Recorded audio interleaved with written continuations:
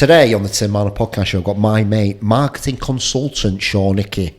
Oof, sounds posh, doesn't it? Sounds good, that, mate, doesn't it? Where do we start, Sean? Should we start in the army? Yeah, that's Talk to me about that. I joined in 2006 because I didn't know what I wanted to do. Yeah. Everyone in my family thought I was going to be this uni bod that was going off to study history. I do really like history. But then when it came to it, I remember sitting in these like college interviews and they were like, yeah, you do this for 2 years, you know, do your A-levels, go to uni, then you do that. And I was like, fuck me, that sounds dull. I don't know if I can sit in a classroom for another, 4-6 years.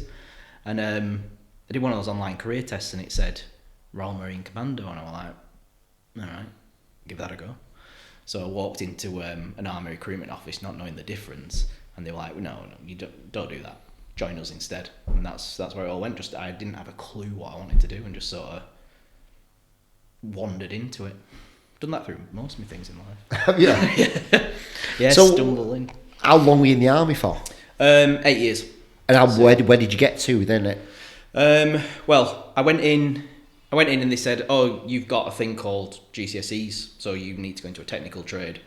Joined up, went to Harrogate, which I don't know if it is now, but it was a junior leaders sort of college, so teaching you to become a leader within the military for a year. And whilst there, my mate's dad was in the Falcons in this unit called 29 Commando. And I wanted to join the Marines originally, and this was the Army Commando version. So I thought, right, I'll give that a go, and changed cat badge. Went into that, went into my specialist training, went on my commando course, passed that, joined my unit, and they went, right, cool, well done. Here's your kit, here's your desert kit, you've got 6 weeks, and then off out to Afghan. Afghan, bounced around a few other places, back to Afghan, came back, got sent up to another unit, non-commando unit, and they were prepping for a 9-month tour of Afghan again. This was 2012, just after the Olympics, and I was like, actually, no, I don't want to do this anymore. I was getting that sort of itchy feeling that I was missing out on something. I didn't know what I wanted to do, but I remember sitting there, I used to sit on the sofa with the lads and say, I feel like I'm getting less intelligent sat here because we're just sort of twiddling our thumbs waiting to go do something somebody tells us to do. I was getting in a bit of trouble for thinking too much and talking, which in some regards the military like, in a lot of ways they don't. So I was like, right, I'll put me chit in, 12 months notice to leave, and off I went into the big wide world. What did you learn from it? How did it change you? It completely changed me. When I joined, I wouldn't say boo to a goose. I'd have absolutely shit myself coming in here to talk. It just sort of, it taught me that, I suppose in basic training to listen, learn, and watch what's going on around you before you start gobbing off. Because a lot of lads went in giving it all this, and you know, I can't even tell you the names now because they're just off they go. But those that put their head down, sort of studied what were going on around them, and then came in with an educated point, progressed. So that was one of the main things I learned, to just, you know, get a bit of a sense of my surroundings. And the other thing was that a lot of people will talk about doing something, but they'll never actually do it. And in 10 years' time, they'll still be talking about doing something. So it comes to a point where you've got to make that calculated risk and take action and just go for it. And that's what I've done since. Go in, figure my surroundings out, and then have a do. So where did you go from the army then? What was that point? You were like, have you got this kind of thing in you where you're like, you've got this sort of like history brain, you like the logical side of it, but you've also got this creative, which is a bit of an oxymoron, isn't it? Yeah. So I was just talking outside actually. When it comes to cooking, I am right. What's the recipe? 150 ml of water. Right. Okay. How long? 12 minutes. Timer on. When it comes to all else, it's more of a right. Go on. Let's figure it out. Going into a meeting, talking about a campaign, marketing campaign someone's coming up with. I'm like, no, what about this? Let's pull this idea, and it's all impulsive, it's on the go, it's this. So yeah, there's two different sort of Sean's, I say sometimes. There's the, like you say, looking back at history, studying sources, you know, there's a set story, thinking about it, then to the, right, let's give this a do. oh, I'll chuck in this, right, I'm going to try yoga, you know, just, I think... You need that in marketing though, don't you? Yeah, because you can overanalyze stuff sometimes, and that's not really the stuff that goes viral. It's the in the moment, just kind of. So to have that both sides of you. Yeah, it helps because, like, well, you say, it's to a degree in marketing, there's a, right, let's look at the data, let's see, you know, what's the audience size, what's the age range, what content's being engaged with. But then the other side, it's like, no, let's do this, let's do that, have a go at this, fail fast. So I think you do need both sides. I don't always get the balance right, you know, one extreme to the other, but it's done me well so far, and I think that's what's helped me stand out from other, you know, consultants. I always thought that word was a greying middle-aged man who comes in a BMW company car and a set of specs. Yeah. But what it is essentially is going into somewhere and having a look at it and saying, right, here's an idea, here's how you do it. And I think having those two parts of that brain working together is a good combination for this world. What are some of the biggest hurdles that you cross when you're going into a company, and you know what resistance are you kind of hit with? Because like you work with some really big businesses, don't you? They turn over multi millions. So one was with PLC 500 company, huge group. They had a central marketing department, and then each of the companies had their own little teams, and each company had its own identity. And I was going in, and we turned. One of them was doing marketing revenue, 125k a year. By the end of it, we're doing 1.5. We completely reset the systems, the messaging, the sort of how they communicated with their audience. Really good. Went into another company within the group to do the same thing. And the central marketing team had the little corporate clause in that, and they were like, yeah, you know, those websites are good, but we want them to all look the same, we want to have the same branding, and that agency you've got building sites is great, 20 grand, it's good money, but this one is charging 75 grand, and look what they've done, it's just one long scroll. And you think, I think some of the times, the bigger they are, they feel that they have to be spending more, or they have to be working with this, you know, central London agency who are charging 150 quid a minute to put something together. And for some northern bloke to come in and say, bit shit that, have you looked at how many people are actually clicking on that? Or you call to actions aren't strong enough. It's that level of detail that they don't want to see, some of these big companies, so you've got to really position it in a way that, in the language that they're using, like any campaign really, you've got to go in and think about how you walk in the room, how you look, how you dress. You know, probably dress a little bit differently. I try not to, because I find it easier to just pick up a t-shirt and chuck it on. But the language you use, you ultimately get into the same point, but I find that a lot of the time they want to hear certain things before they go there. Whereas a small business or a single owned business, you know, I've worked with a lot of gym owners in the past. Yeah. They're way open to hearing more stuff, being told quick, direct feedback, open to trying new things. But on the flip side, they don't have the budget to necessarily do it, pay for it, or have the skill set to do it themselves. So it's such a broad range. But yeah, the bigger the business, the more corporate red tape, and the more egos and politics come into play. And you're saying you've got to almost change how you do things within yourself to actually connect with these people, dress a little bit differently, act a certain way. Yeah, and you know, I'm a big advocate, be yourself. Yeah. But also you've got to think about how, if you were selling a product, you know, you could have a similar product to if you were selling it on Facebook and on TikTok. The way that you deliver that message is going to be different. You know, Facebook might be, I know they've got reels and that now, which are growing, but it might be more written content. It might be based into groups. It might have a bit more personality on it as it's a person posting it. Whereas on TikTok, you know, it's going to be your sort of faster transitions, your sort of cool stuff going on and positioned in a different way. I think it's the same for a person going into different situations, you know, going into a corporate. And, you know, again, this is a rule of thumb. But if I go in and wearing a shirt, I'm a bit smarter, maybe, you know, tone down the profanity a bit. I'm going to have a different impact to if I say go into a business that is very much aimed at a younger audience. Maybe two blokes doing quite a cool product, a bit edgier. If I went in that corporate thing, they'd go like, who's this guy? He's not a fit for us.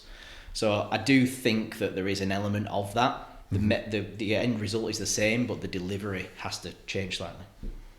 And you see that across platforms as well, LinkedIn, Facebook, TikTok. When you're doing stuff for people, are you doing different for the same content but written a certain way, like you just said, on Facebook, TikTok, LinkedIn for people? Yeah, and social media is always changing. The platforms, new platforms come and go. I'm not always going to be the expert at that. If I went on TikTok now and tried to create something, I'd look like my dad in 2005 trying to get on Facebook. It'd be like, what's this? Yeah, I'm a bit like that. But what you've got to do is recognise those and have a network where you can go, tell you what, I can tell you what works typically, know your audience, know how to communicate with them, know your product. That core transitions any platform. You've just got to change the type of content that you're going to see on there. Is it short form? Is it long form? Is it written? Is it, paragraphs, a downloadable ebook, or is it memes? So the core message and the principle stays the same, but you have to be willing to tweak it for those, and that's what typically I help people to do. One is work out who they want to talk to. Second, how they're going to talk to them and where do they hang out. It's no good producing ebooks for TikTok, and someone might tell me I'm wrong, but and the other one is knowing your product and how it relates to them. And then it's just a case of understanding the platform or finding somebody that does. What excites you the most? Like, what businesses, brands excite you the most when you're working on them? What is it that kind of... Does it need to sort of like resonate with you, or do you fact that, like the sort of marine stuff that you do, that it's so left field that adding a little bit of you kind of excites? Yeah, it definitely needs to grab me. If it's somebody doing something that I've done 1,000 times before, I'm not going to have the enthusiasm for it. Yeah. And especially if I'm working with someone and got a really good relationship with them, I don't then want to work with someone who's maybe going to come in and step on the toes. The most rewarding by far is the people who are doing it themselves. Somebody who's like, look, I'm doing this. I've just been working with somebody recently. She started a new business. She is amazing at what she does, so knowledgeable, but would get into cold sweats about writing a post for LinkedIn. So we spent a day together where we did the typical stuff, right? Let's define who your audience is, like really define it. Let's work out what your sort of value proposition is for them, right? That's the groundwork done. Now we're going to teach you how to write content for LinkedIn that's not going to make you cringe, or it's not going to make you worry about posting it. So we went for an exercise that, and by the end of it, she was cracking out 4 or 5 different posts, sending them over to me to have a look at. The body language changed, and now watching that content go out on LinkedIn, you can tell that there's that personality into it. It's resonating with people, and those sort of wins are the ones that I go home and talk about. Yeah. The ones that really excite me. Yeah, it's nice where you do a campaign and, sent out an email campaign a few years ago and it did 66k in the first day. It's like, okay, that's cool, but it's not something that you can really visualize. It's because it didn't make you feel anything. No, it's like, oh, that good. Well, they're happy, they've got a return. But seeing somebody absolutely buzzing and saying thank you so much, I can now that's done and I can move on and actually get on with my business is by far the most rewarding. How do you work with people like that? Obviously, people have got like hang-ups about how they look and how they come across. Somebody like that, because obviously that's quite, psychology. How are you sort of like dealing with that? That somebody who wants to show up, but they find it really difficult because obviously they've got their own insecurities and traumas attached to going on camera or whatever. How do you work with people like that? I don't have a system for it. Yeah. I think it comes through understanding people and being able to get along with people, which I find quite easy, just going in and talking to them and then going through some coaching there. So again, everyone's different, but one of the things I'll say to people is that imperfection beats inaction every time. do nothing happens. Yeah, I love that. If it was imperfect, so what? It'll get better next time. Just give it a try. You know, what's the worst that could happen, and what's the best that can happen? It's probably going to be somewhere in between every single time. So your worst case, it's unlikely. Again, somebody in the CrossFit space, she was the same. Couldn't get on camera. She was scared of her accent. You know, had an amazing story to tell, but was just like, nobody wants to hear me. They don't hear this Barnsley accent on camera. Now she's on fucking bus stop, you know, billboards and doing stuff. And you know, it's got to be gradual. You know, some people like to be chucked in at the deep end, but if it's something like that, it can be just write a social media post. Just do, you know, just put your personality onto it. Put a picture of yourself on. Yeah. Right, now, what about, let's do a 30-second video. Just, you know, don't worry about it. Okay, do you want a script? Right, let's do it scripted. You know, and it's sort of baby steps that show them that each time that worst case scenario isn't quite happening. And a lot of the time, you know, you put a bit of personality on something and it does far better than, you know, you brand without a person on it that's got the multi-million-pound budget behind. Yeah, you know, they've got avenues into stuff, but it's that person, and that, you know, the rise of influencers will show you that. It's that personality that sells, and I think taking those little baby steps gives them that little bit of confidence each time and gets them moving. How have you got from being in the army to where you are now then? Has that just been a gradual sort of like process of... Constantly stumbled into new careers, and made huge mistakes along the way, and then had to adjust. So I left the military and I went into a company that were coaching kids in schools, character and resilience, and using that military ethos. It was back then. I think it's since changed into some other term and rebranded. Yeah. But whilst I was there, they brought in a social media person and sacked him after a couple of months, and said, "Oh, Sean, you're quite good at Facebook, aren't you?" And I was like, yeah. They were like, "If I give you £100 extra a month, would you do our marketing?" And I was like, yeah, all right. Didn't really know what I was doing. Wrote some blogs, did some Facebook posts. It started to do better and pick up. Got some coaching there, and at the same time, not long after that, I decided that I was going to launch my own business, which is where I met yourself. Extreme Bean Coffee. I didn't have. I call that my. How long ago was that? Degree. 2015. 15. Something like that. Yeah, 15, 16. And that I learned so much from that.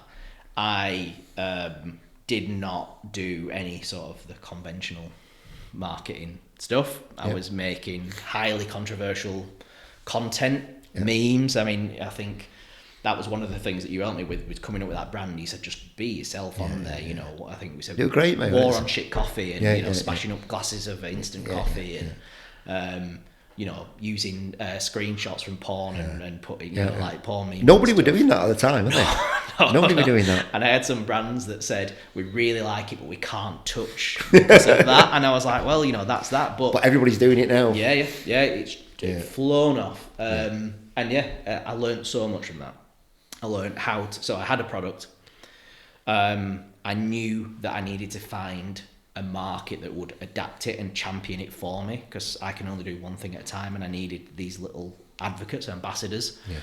I hate the word advocacy in marketing, so I try to avoid that one. But so I started doing CrossFit at the time, and I was like, oh, these guys like a trend, and they like a brand, and they get on board with it, and you know, they wear it everywhere. So started doing t-shirts and that, and the next thing I was sponsoring competitions.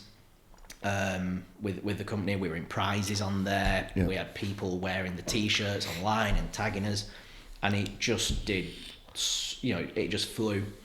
And that's where I really started learning how to do it, and people coming to me and saying, can you help me with this? I'm like, yeah, you know. I thought, oh, then I might be able to make a living telling people how to do this or helping them to do it. And then got to the stage where it was like, to make the coffee thing work, well, I would need more money, more people, and everything else. I thought, or do I ever go at doing it for myself and being me? And that's where that transition came in. And then you just like grown and grown from there. You just started picking up customers left, right, and I centre. did at first. Yeah. I was doing a lot of events marketing in the CrossFit industry again. I went out to the CrossFit regionals, was on the media team. I was then helping a lot of competitions over here, get more sign-ups in the build-up, their social media plan. Then on the day, producing content for them. So that was growing. And then I had the big crash. So I had a complete breakdown. I think from since joining the army, and it had been go, I'd had this idea in my head that I had to do this by this age. I had to be that. I'm 25. I should probably be, looking at settling down, get a house, and did that. And yeah, then it all got too much. I at the time didn't recognise that. I'd be sat up packing bags of coffee or doing social media plans till gone midnight, getting up the next day 5 a.m, going to the gym. And I had a young kid at that time. I was married, and it just that couldn't explain it. Just in my head, just switched off. Didn't want to get out of bed. What was it, Sean? I don't know. I think it was probably I think I probably pushed everything, any stresses day to day aside. Didn't talk about. So nobody knew from the outside, did they? Because you're this like bubbly what's it, or was it? Could people see it in you? Nobody knew. My ex-wife did, and started to say, something's not quite right with you. And I'm like, mate, don't worry about it. I'll be fine. I'm just tired. This and that. So yeah, she could see it, but nobody else could, and I certainly couldn't. Looking back now, when I think back to it, it's almost like it's in on a grayscale sort of movie, but very dark time where I just remember one day I was laid there and she said, depression. She said, "Are you getting up?" And I was like, I can't. I couldn't even open my eyes. I was just laid in bed. I was like, I just don't want to do anything. Don't open the curtains. Don't do this. And it eventually led to the breakdown of that marriage, having to leave the family home because of the way I handled it, which wasn't good by any means. I sort of decided to run off and shut everybody out. I didn't have a home to go to. People weren't wanting to home this person who was really being negative, self-destructive. You just projecting on everybody. Yeah, just in a really bad spot. Doing having to just like crap. Right, I need to do money. Right, let's launch a new product. Let's sell this, get some cash in. And then that burst of energy crashed back down again, and I was off. So I was lucky that I was able to then have a sofa in a garden shed to sleep on for a number of months, and that I then started actually addressing. Okay, I need to start taking some responsibility here, and can't say, well, I did this because you did that, or they didn't do this, so I've done that. It was okay. Well, remove them from the equation. It comes down to you. Started being a bit more open to that after I stopped just going out and drinking and partying and trying to ignore it. Yeah, just numb it. Yeah, because when you're pissed, you're not bothered. Yeah. When you're hungover, you're only bothered about what's going on there. Yeah. But yeah, doing that bit of mindfulness. Like I say, I picked up yoga, sort of throw myself into that a bit, and I ended up doing like 2.5 classes a week on that, and then slowly started just coming out of that a bit more. I had to get a job again, start from scratch. How did that feel at the time? Scary. Yeah. Scary because not only was it going back into, I'm going to have to go in and have somebody tell me what to do, report to a line manager, all this and that. That petrifies me, that every day, because like I cannot take anything for granted, because if I lose this place and then also have to go and work for somebody, it fucking shits me up. I'm not fucking, nobody's going to hire me. But yeah, that's it. People say, well, you can always get a job. You're like, I could do, but I don't want to. Yeah. Because, you never know where you're going to get. But I was really lucky. I joined an amazing company who had a really strong culture of, do what you say you'll do, and everything's yours. I joined I very quickly got my own little sort of niche within that business. I helped them with a counter drone technology launch. Went away to some trade shows. CEO there, he was like, right, yep, you're the sort of person we want here. Got a bit of a profile there, and then sort of rose up from marketing exec on 20k a year, which having earned good money in the past was really a struggle when I got kids to pay for and all the rest of it, and divorce settlements, which is always handy. But yeah, started rising up there and discovering actually, I can do this again, and let's make a start of it. It's weird, isn't it? Like when something happens like bad like that, you think, I'm going to start from square one, but you don't actually realise all the skill set that you've built up. You're not just starting from. You just need to get back on the. You've just got to do something, because if you talk about it again, and imperfection beats in action. I just went on Fiverr and set up a little profile. Said I'll write you some blogs, write you some emails. People started paying for it. A little confidence boost each time. I started posting about it on Instagram again. I had a international wildlife charity reach out to me. Would you help us with this? And I developed a sort of 5-week coaching package for small business owners to take them from, I don't have a clue how to produce a piece of content, to I've got a marketing plan and I can I do it in 3 hours on a Monday and it does the rest of my week or whatever. And then just kept going from there. I got a well-known TV personality who wanted me to run their social media marketing channels for them and some of their brands. And you like you say, you don't start from square one, because you have even the bad stuff, even the bad times and stuff like that. It's all you learn from everything, don't you? And you learn from it all. At the time, you don't think like you are. No, I mean, I remember at one point I was like, I actually don't know what I'm going to do now. Just. Am I going to, work on a factory floor and just, boxing do whatever? Tesco's, But things have a way of working out. Even though I don't have this loaded family who could chuck money into a new business venture or whatever. Things have a way of working out. Yeah. Really like that. Yeah. If you've got somewhere that you can, go and speak to somebody, offload your mind, share ideas. You've got a place that you're comfortable, whether it be a sofa in a shed, and then you get back to having a home.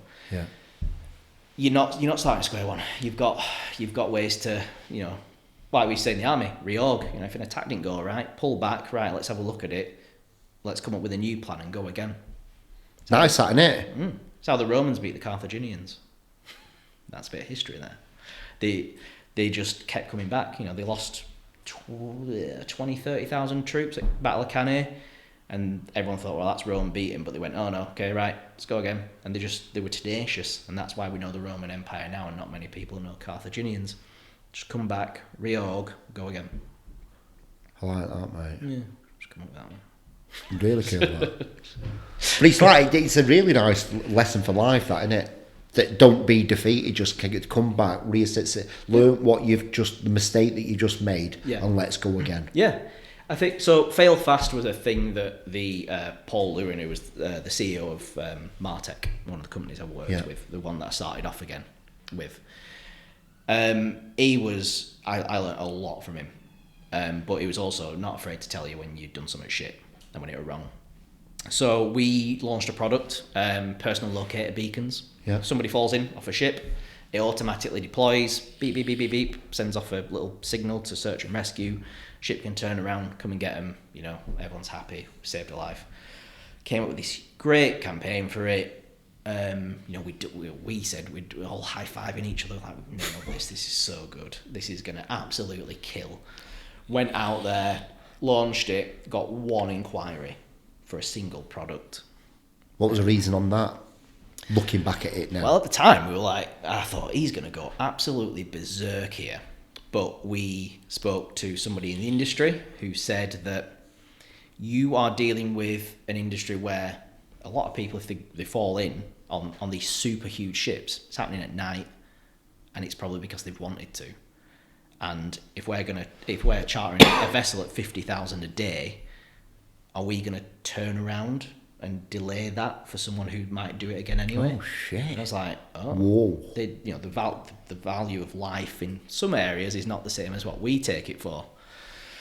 So it's sort of like, well, if we know there's a problem, we have to fix it. Was this some of this insight we got from people? I'm not saying the industry is just for legal reasons, but that was the insight we got.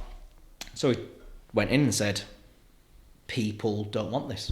It's not working. And he was like, right, cool, well done. You've failed fast. Now go out and do the next thing.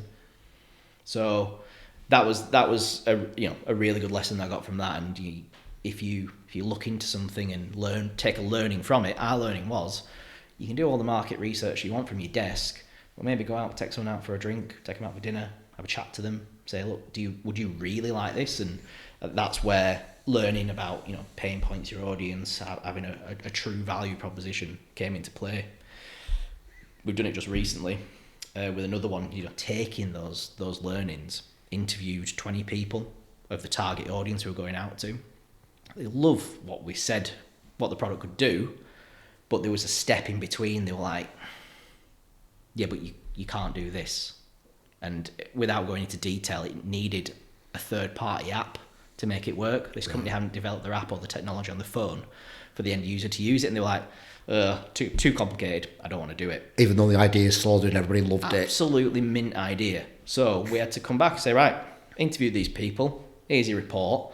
My recommendation. But most people kind of go, love this, get it right, let's get some Facebook advertising, let's get some billboards, let's spend loads of money on this, without that little thing in between actually asking the customer and doing that. Have you actually spoke to somebody who you're going to sell this to see if they want it? And I don't mean they go, yeah, mint, talk them through the journey, spend some time doing it. This was a month that we did this over.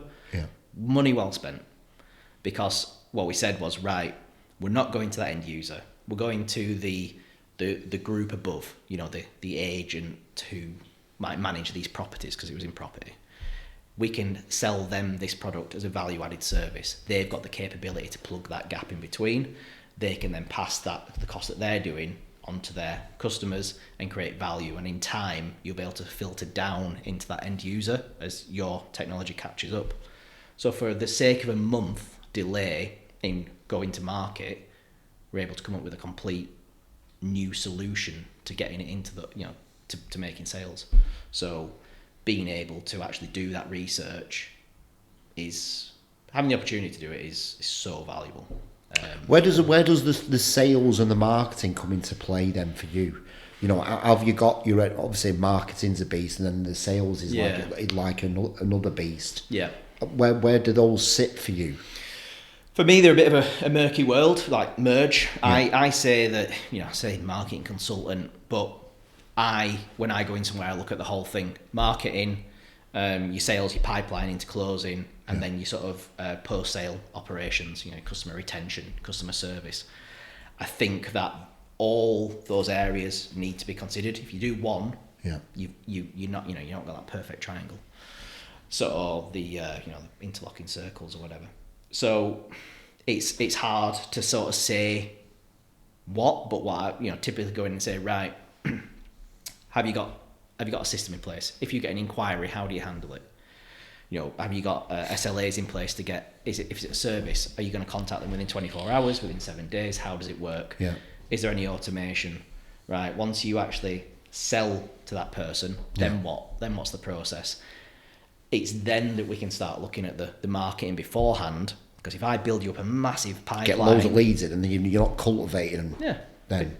The amount of times that I've seen campaigns not perform as well as they should because of that middle bit, or the post-sale, they've sold them but they've not got the product on time, or the packaging shit, or the aftercare, or whatever. Yeah, it's those, and you look at those conversion rates, and you might have a huge conversion rate. We had 1 in 4 at Martech, 25%, and that sort of drop off was each bit. Before it had been higher, but it's because that company was really adamant that the sales and the operations had to tie in. Yeah. So we'll look into that, and then I'll look into what happens afterwards. And again, right, can we make this easier? Have you got some email automation going on? Have you got your CRM, when you do it, does it ping the right people? Can they see it? You've got to have everybody involved in that. and then we look at let's generate that lead pipeline. Now, that's not very common that you go in somewhere and they've got all that. Yeah. So they need to spend some money. Or you're a sole business owner and they go, how the hell am I meant to do this? You know, you're talking a team of 50. Yeah.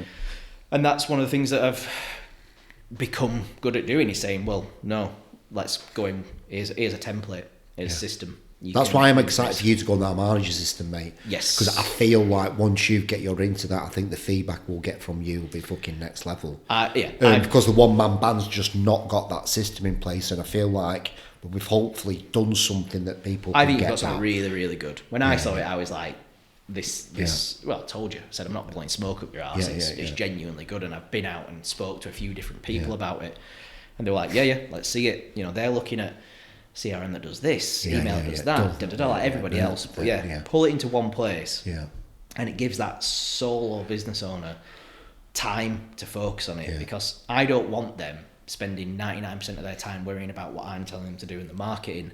That needs to be they've got bills to pay, they've got family to feed, they've got a product to sell. That should be doing the work for them, not the other way around. So I do think it's I'm looking forward to getting my mitts on it. What's your sort of opinion on the fitness industry at the minute, and what's kind of sort of like going on? Obviously, you've been in that space. Obviously, you work with people within that space. It's kind of cluttered a little bit at the minute. I see, a lot of people doing the same thing.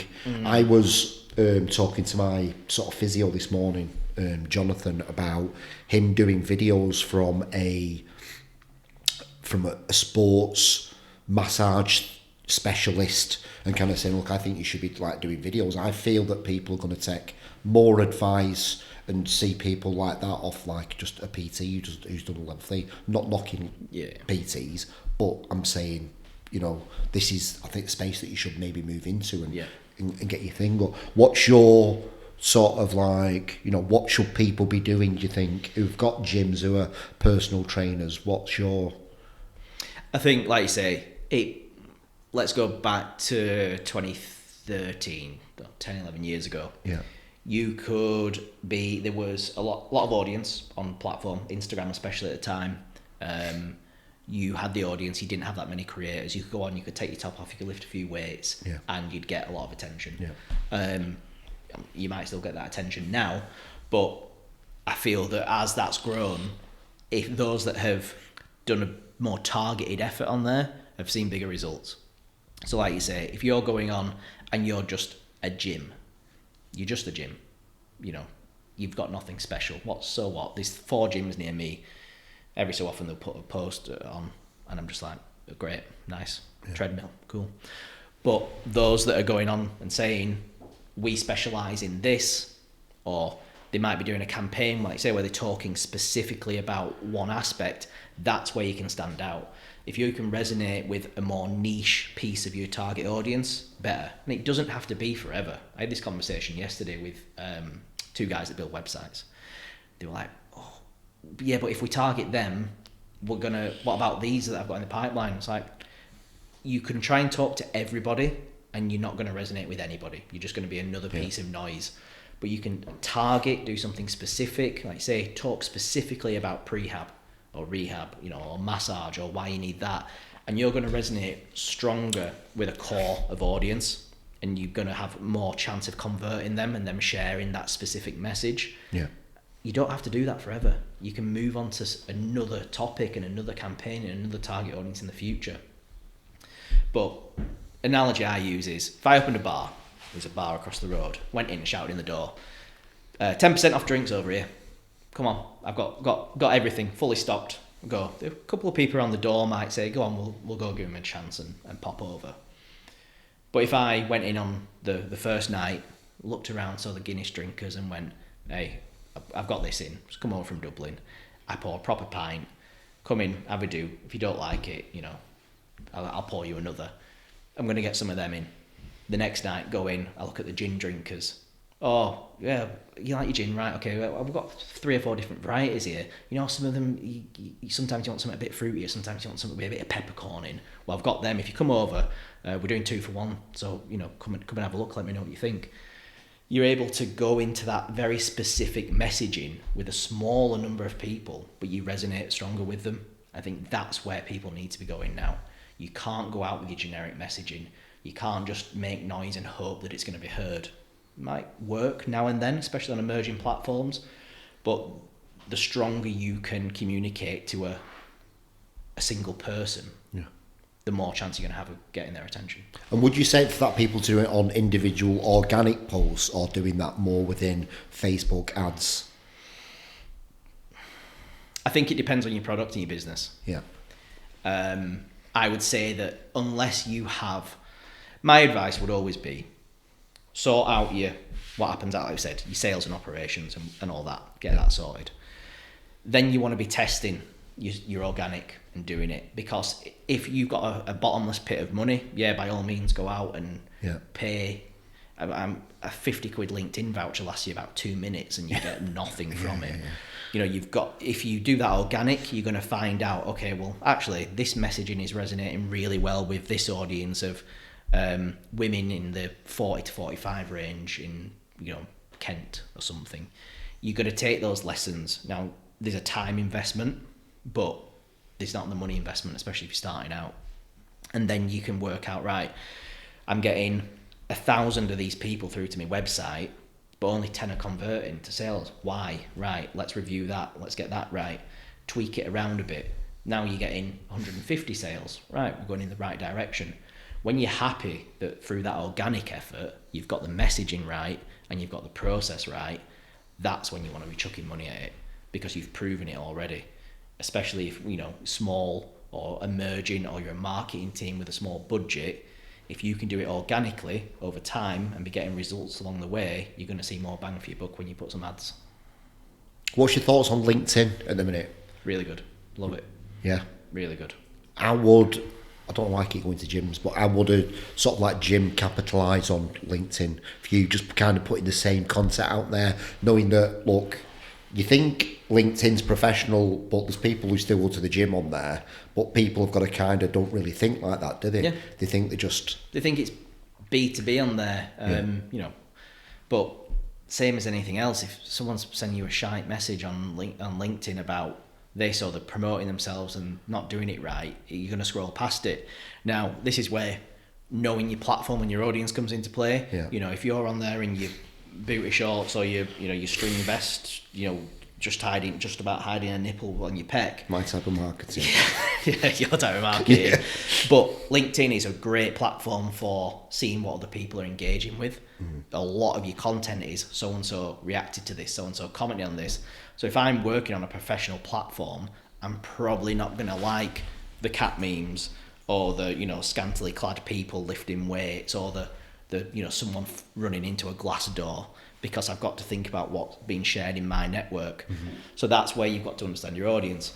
Those people still have the same things, they're still leaning over to reverse off the driveway and pulling the neck because they're unfit, or they're starting to feel that backache from being sat in. You've just got to adjust that messaging to appeal to them. Your headline needs to be something that they see and resonates with that headspace they're in on that platform. It could be talking about the mental well-being of working out and how it can make you feel.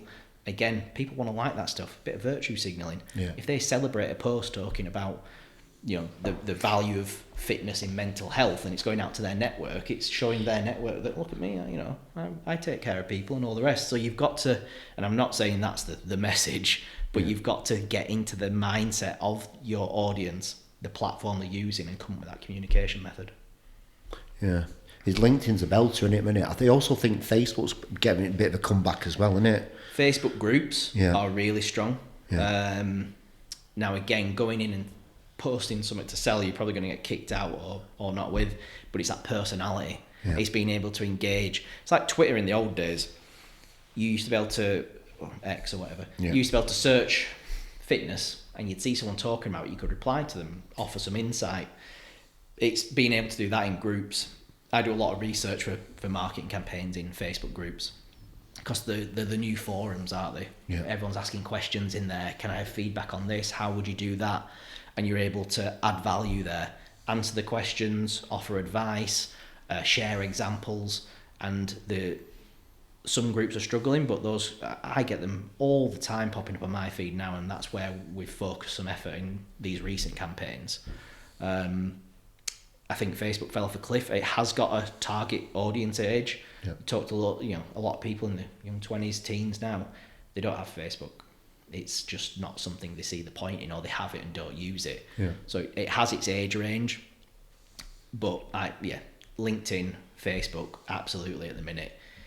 Instagram, again, depending on your product, depending on your target, I think it's harder to start off and be organic there now and get the followers. Yeah. It has to be reel-based content.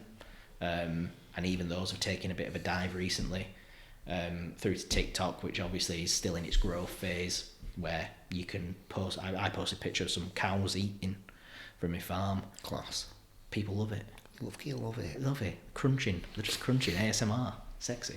But, I'm not going to make anyone fall off the chair here, got like 5,000 views. Yeah. But it did that in a couple of minutes. It's still in that growth phase. So if you can capitalise on that, it's make use of it. But again, it all comes back to knowing who it is you want to talk to. If you don't know, then you're just guessing.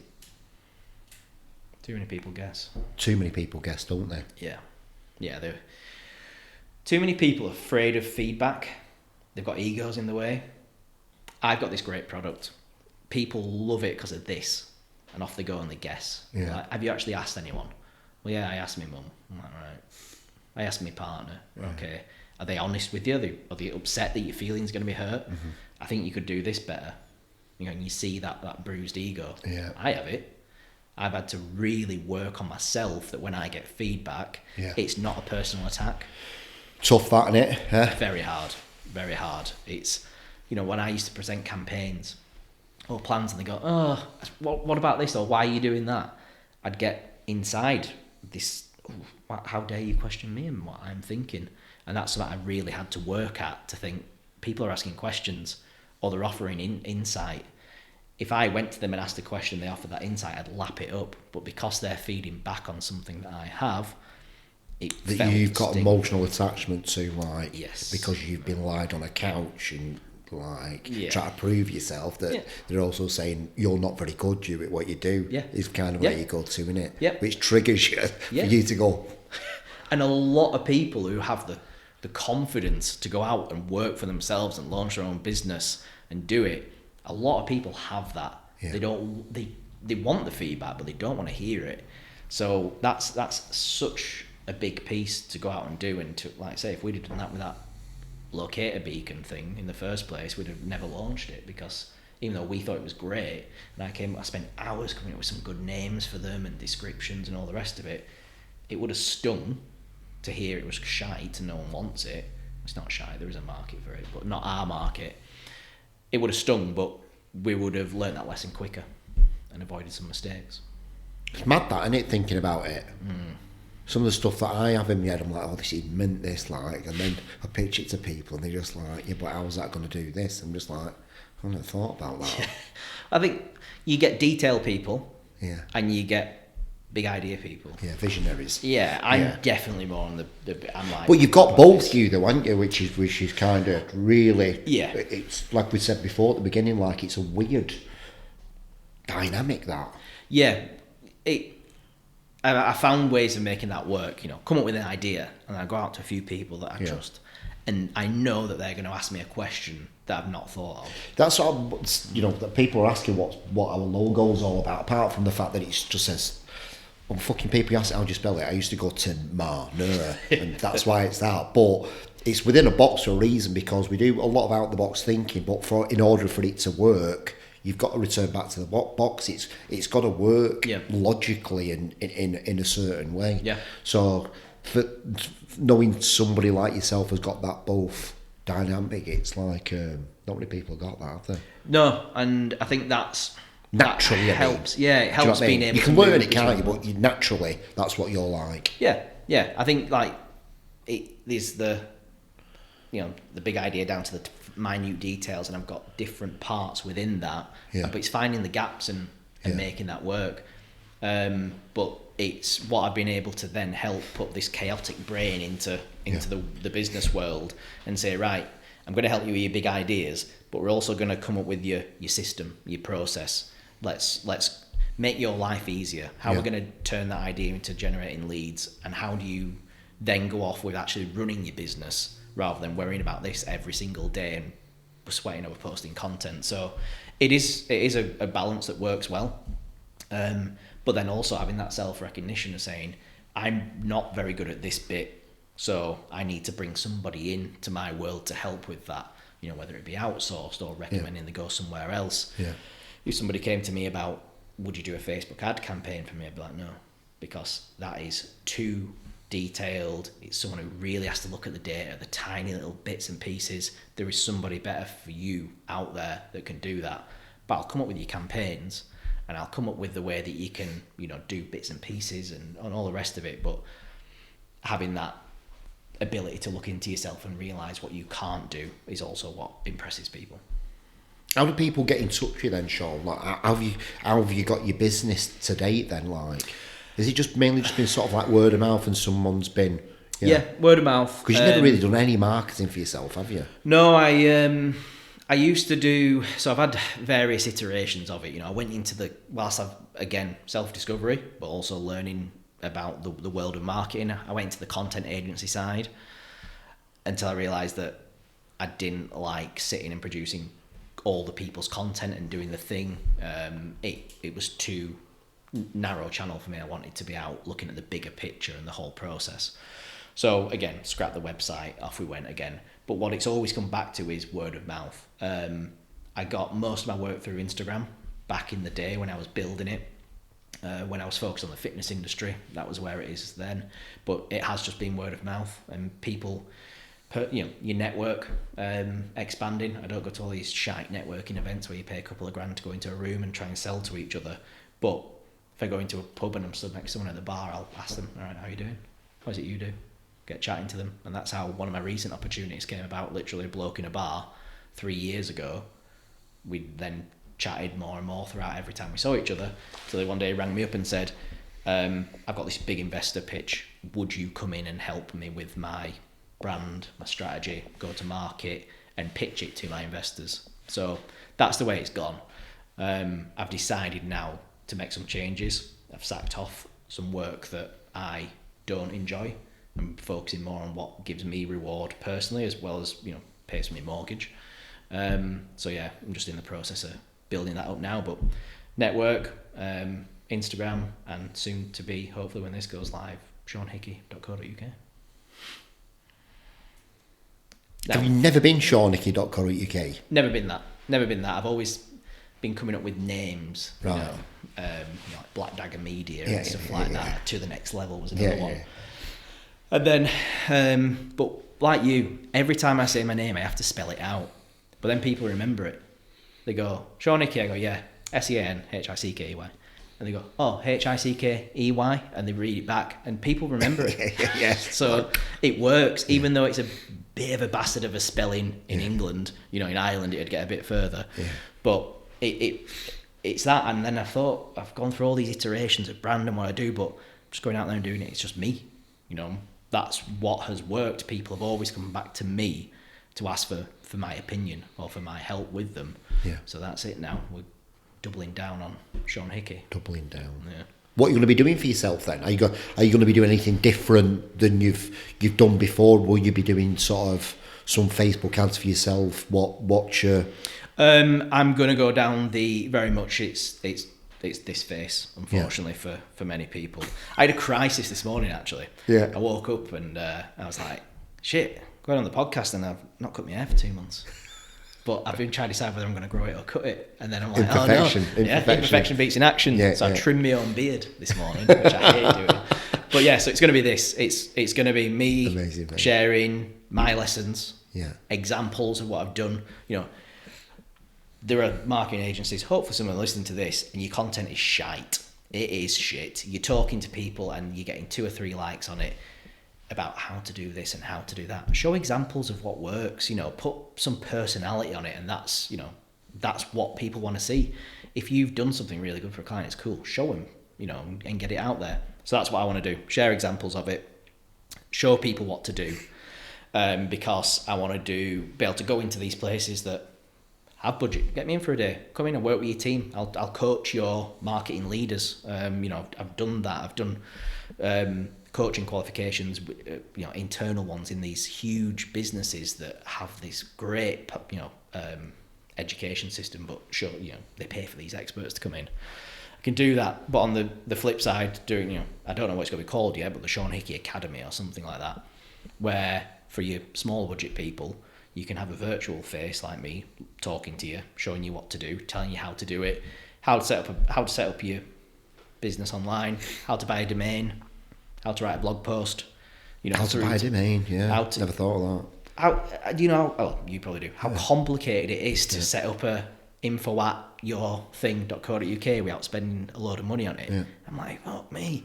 And then you go on the guides and they're just bullshit. So just literally screen recording, how to do this, through to the, how to test headlines, how to come up with a call to action, how to structure your body of text, how to choose your, how to conduct market research. Because how many people say, right, what's market research? You're like, I don't know, go online and type gyms near me, how to actually go about it. So what I want to be able to do is to be able to have that, again, structured process of here's A, B, C, D, and bring experts into that for, small fee per month to watch it online and have some feedback, through to the going in and working with people, because that's what I really, my energy comes from chatting to people. Going in, working with the businesses, having the opportunity for, say, 5 small businesses or solo business owners to come and do a workshop day, stuff like that. That's where I'm going with it. It's me. Amazing, mate. Yeah, my head. Before we finish up, let me just ask you this question, right? What is success to you? What does success look like for Sean Hickey? You wake up in the morning, and you just happy to get up for the day. You're there for it. I have been paid a lot of money and woke up in the morning and dreaded as soon as I've come into that realisation of where I am. And it's not worth it. You can have money in the bank and go do stuff, but if you go to sleep and wake up with a feeling of dread about something in your day, get rid of it. Make it better or get rid of it. So success to me is that true sense of happiness when you wake up. You can't wait to go out and do it. You've whether that's waking up on your own, sunlight in your eyes, whether it's being able to roll over, give somebody a kiss in the morning. For me, getting up with a smile, my dogs are there, I sit in bed with a coffee, the new dog fucking climbs under the duvet and that's just her thing. That's success. It's that sense of happiness within. Love that, mate. We'll finish on that. Yeah. Sean, love you, mate. Appreciate you. Thank you for coming on. Thank you. Thanks for listening, everybody. Goodbye. Tim Marner, what? You're branding with the best. Tim Marner, what? You're branding with the best. Tim Marner, what? You're branding with the best. Tim Marner, what? You're branding with the best.